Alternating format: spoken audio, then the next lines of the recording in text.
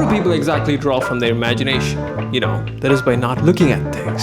How do they make it all up by themselves? And that was a big mystery for me when I was a beginner artist, and then it wasn't anymore because, I found the answer. And apparently it was not that complicated.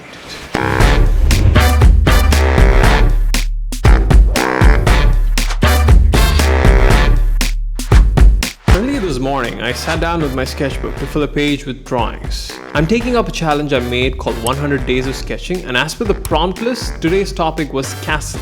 And I, without looking at anything, just filled a page with that theme.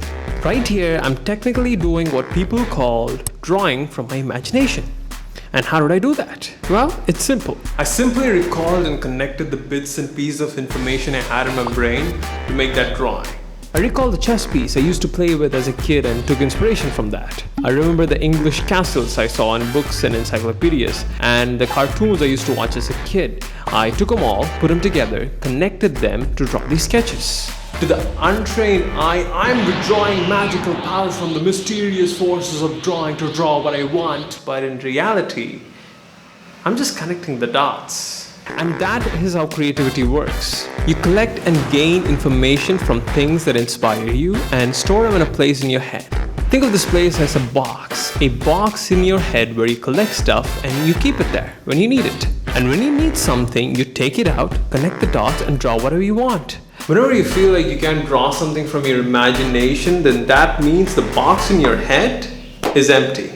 I'm fairly good at drawing faces because I've collected enough references of faces in my head. I've seen enough faces and put stuff in my faces box compared to, say, ships.